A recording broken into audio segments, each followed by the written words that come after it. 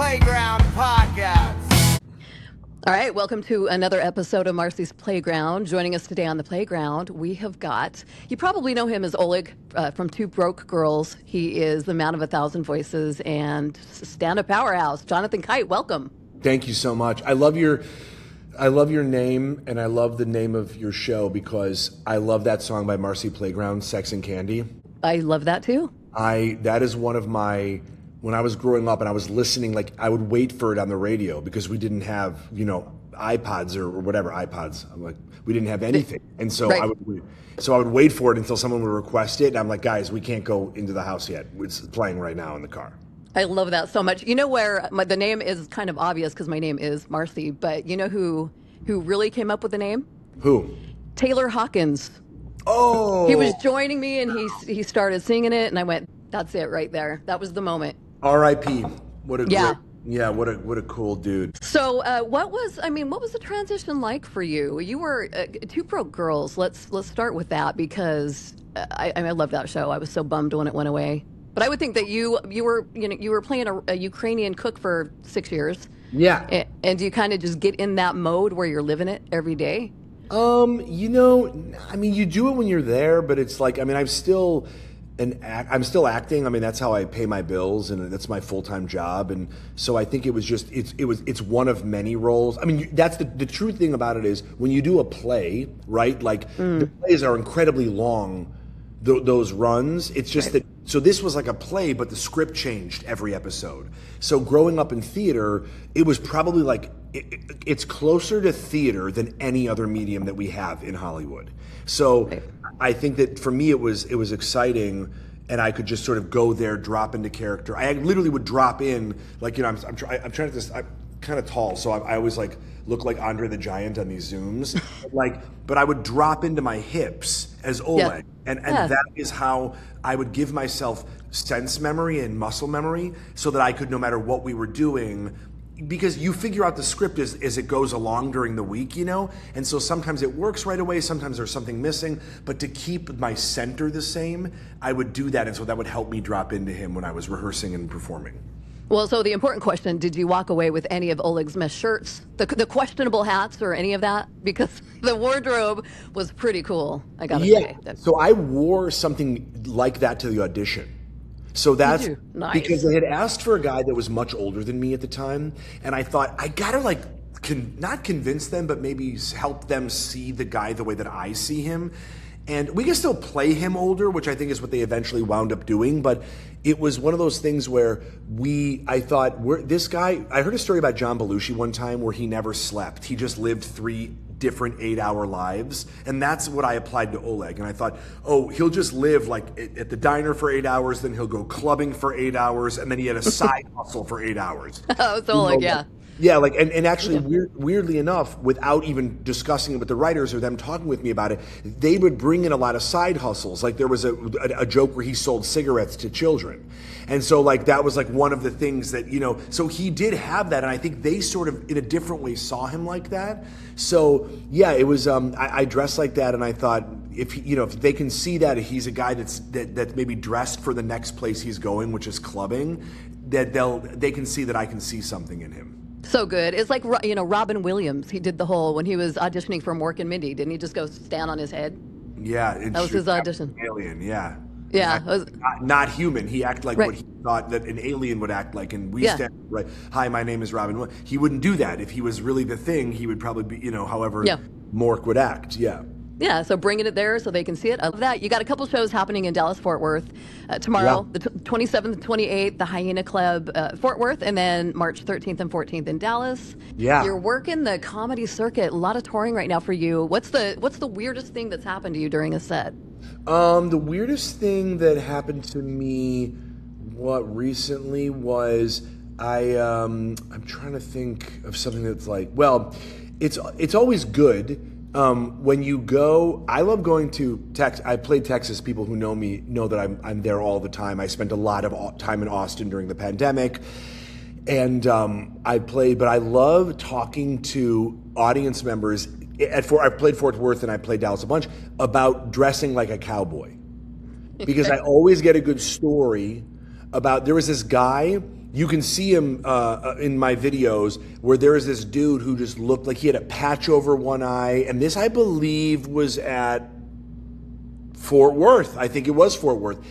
And this dude, like he just was a cowboy. And I'm not even sure he was, but then there was all these guys with like 10-gallon hats and like boots and like, tight Levi's. And all of them were like insurance salesmen.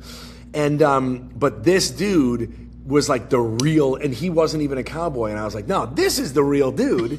This guy just looked like he, stepped off of a cattle run. And so it was cool to, and I think his name was like Long John. And I'm being totally Of course, no way. It was, and I was like, brother, I was like, you're either whatever it is, whether you're a cowboy or in a porno. I go, you're dealing with Phillies, my guy. Totally. And either way, you got to wear the cowboy boots. Absolutely. That's it. Or the assless chaps, whatever it is. For sure. Both of them, even better. Totally. Yeah. So your Vince Vaughn impression is one of my favorites. Oh, thanks. I mean, you got a lot of them. What can I say? So maybe you could give us a little pep talk. Just a little pep talk, because I think we could all use it Vince style. Hey, what's up, baby boys and girls? I'm just saying right now that I'm excited. I'm having a great time right now. I'm feeling a lot of energy, a lot of positivity right now for 2026. And I'm excited that Jonathan Kite's coming to Fort Worth because we're going to hang out. We're going to have some of that sweet old barbecue. You know what I'm saying? We're going to maybe rope a dogie. I'm saying, I don't even know if this is the proper way to do it. I'm going to learn it down there. I'm going to learn from you guys. I'm going to kind of sit back, kind of put my energy in the backseat and let you guys take the lead on the lasso thing. But I'm going to be on stage doing comedy for, February 27th and 28th, 2 shows each night in Fort Worth. Oh my God! So this is you actually went to school, improvisational school. But I would think that, I mean, you've got to have a natural talent for that, because I could go all day long and it would be a huge waste of money. I think it brings something out of you. I mean, like when I started doing stand-up, I was already on Two Broke Girls, and if you dedicate your time to something, the market and you emotionally will decide if you can do it. So like we all have these hobbies, which I think is great, but I never wanted to treat stand-up like a hobby. And for me, I knew that I had done improv and I could write jokes in the moment. So how do you write those in the moment without, I love writing jokes in the moment with the pressure of an audience and sort of like having that. So that's probably why I started in improv. But I think it's like, oh, it's that, but at home, and then write those down and then see if you can do those and then build off of them in front of an audience. So I think that, listen, you could try, you may be a different type of comedian, but you might be able to do that. That's just one form of comedy that I sort of gravitate to, probably because of other things that I'm passionate about and skills that I've built over the years. Does that make sense? Yeah, it does make sense. I think it does. And the more you do it, the better it is, the more you can lean into that and gain the confidence. Because that would scare the shit out of me. I mean, it's scary. You never know. You think the jokes are going to work. I did a show. I was just in the road. It was in New York, and I had great shows, so much fun. And I'm trying to work on these new tags, these new buttons at the end of the jokes. And I went to a show on stuff that I knew had worked in front of full crowds for many shows. And man, I wasn't even trying to test out the jokes. I needed to set up the jokes so I could do the new punchlines at the end. And the room ate it. I was like, man, so it's like every time, that's what's exciting about it. You got to go out and prove it. It's sort of like what have you done for me lately? It doesn't matter that it killed last night. It's got to kill tonight. Right. Yeah, that's the thing. You never know, right? What it's going to be from night to night. I saw you, I don't remember where it was, but you were wearing a Nirvana shirt. So respect. I love that. What's on your playlist right now? I love Teddy Swims. I love... Nice. According to Spotify, I think I'm 73. I have a bunch. I love. Let's see. What is like something? Jamie Foxx's new single. Yeah. Somebody, which is crushing. That's doing really well. I really love that song and just sort of have it on. I love getting introduced to new music. So I do Anthony Bourdain, going to different locations. And doing, like, he did Parts Unknown, I do Parts Well Known. Mm-hmm. And I'm just in Atlanta shooting Waffle House. And I didn't realize that the Jonas Brothers had a song called Waffle House. Yeah. So that's the song that we use in the video. And then I went online and I learned Waffle House has a jukebox about all the songs that they produced over the years. And so I started learning about new music that way. So literally I was just listening to a Waffle House produced track late last night. So I like learning about, sort of new stuff. I mean, I'm not I don't really in terms of pop music today or stuff, it's not, like I said, Jamie's about it. I mean, I listen to sort of classics or revisit them. Oasis, I just saw them when they were here. I'm like a huge diehard Oasis fan, always have been. Same. Yeah, I love Big them. That time. was a dream of mine. I dressed up like the Gallagher, like Liam, to the show. I wore a bucket hat and the parka and the glasses. Yes. Just screaming, So I like that type of stuff. I still listen to R.I.P. Ozzy Osbourne. I listen to a lot of Zeppelin. I listen to a lot of like classic. It just puts me in a good mood. A lot of Yeah. like singer-songwriter stuff from this, but pop stuff, even like big pop hits from the 80s, just like stuff that it relaxes me and it has me go. Because I feel like I'm always doing research for whatever I'm writing or working Sure. on, that it allows me to sort of put my brain a little bit on airplane mode of just enjoying, of doing something for myself and just sort of like Yeah. taking a break on the drive, Okay, so I thought we could do some impression roulette really quick. How about we Yeah. do this? I give you a Sure. name and a situation, and you just take it. Just do it. All right. Vince Vaughn trying to talk his way out of a parking ticket. I'm going to say something right now, and I'm honest with. Hey, I'm a fan. I like the energy that you're bringing to this conversation, and Daddy's having a great time. And I'm going to say this right. I know you got to write the ticket, baby boy. I know the whole speech. I actually auditioned one time to play a parking meter maid, and I know you got to say I already started writing the ticket. I get it. I know the script, my man. I know the script. I helped write the script. I work for the city sometimes. That's a secret job that I do that you don't really know about. But I'm going to say something right now. I'm in LA right now. You got to look at the sign, my man. Look at the sign. Look at the sign right now. It's very confusing, right? I'm a local. I'm a guy who gives back. Very charitable guy, right? I'm on my way to actually the Boys and Girls Club right now. You know where the hands are like this, and this big old hand right here. That's Daddy's hand. I'm helping out the children right now. And if you could help me out right now, if you can kind of reciprocate this energy, pay it forward. I just think that this parking ticket is kind of nonsense. It's kind of BS right now, right? The state's not doing really well monetarily. I don't think that this ticket's going to be one or the other. If I can share that information, kind of my opinion with you right now. Okay, Anthony Bourdain reviewing a sad office break room's 3-day-old coffee. Sometimes you're working long nights where the moon is bright and your eyes not so much. I find myself at the office break room, opening the fridge, with nothing there, like old Mother Hubbard, nothing in the cupboard. I reach forward and select what I think will be a tasty beverage, perhaps a gourmet coffee from South Korea. But no, this is just some 3-day-old stale Dunkin' that didn't taste good when it was fresh. But yet, we must push on, because the night is long and the day is longer. And if we're not committed now, we'll never get where we're going on this journey of life. So bottoms up, Oh my God. take one for the team. Donald Trump explaining why he should be the lead singer of Nirvana. Let me just be very clear. I love Nirvana, okay? People say this. A lot of great people, a lot of unbelievable people say that when I talk, it's like they're at Nirvana, okay? It's a total place of mind and speech. And I was just saying this the other day. This is true. Excuse me, this is true. I was talking to Xi Jinping. Xi Jinping, Winnie the Pooh over in China. They love us in China.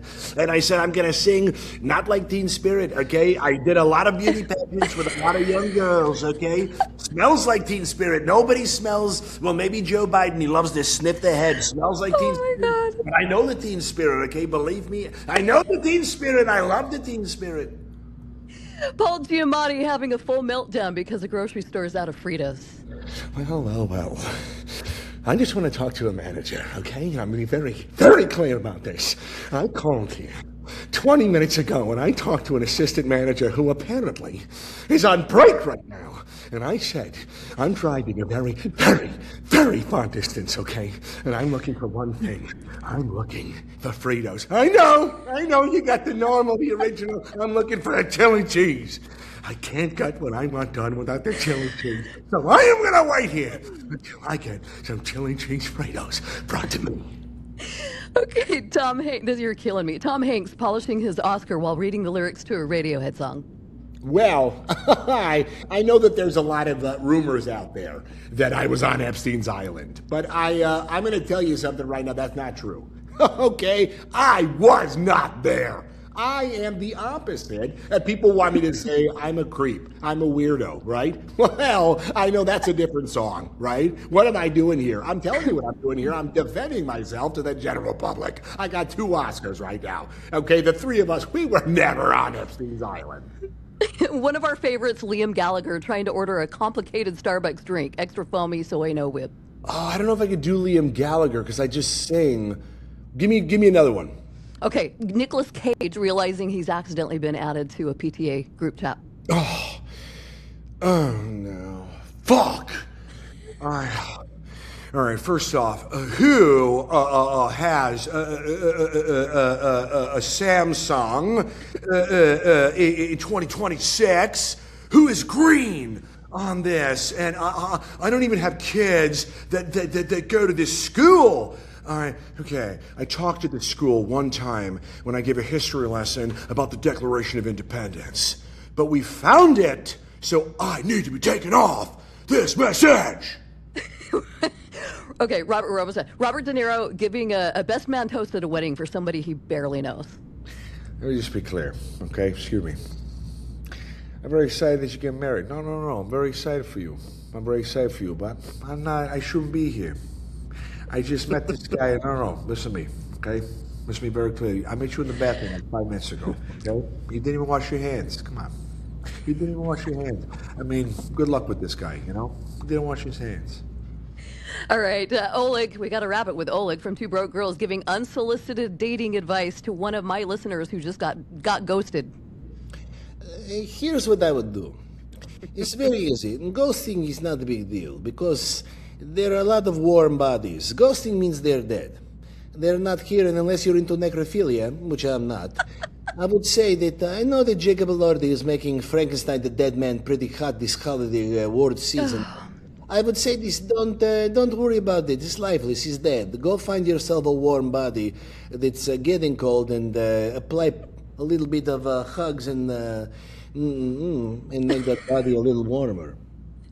Jonathan, you are awesome. Thank you so much. Go see Marcy, Jonathan Kite at the appreciate Hyatt. you so much. Yeah, I come on out. appreciate you. Absolutely. So yeah, the 27th, 28th, Dallas, March 13th and 14th. And if you're a Marcy's Playground subscriber, not in the Dallas-Fort Worth area, just be on the lookout. You're doing the circuit. Look for Jonathan Kite. Doing it. Yep. We all need a good laugh. Thank you, Jonathan. Thank you so much. Thank you That was so much. awesome. Thanks to Bye. meet you.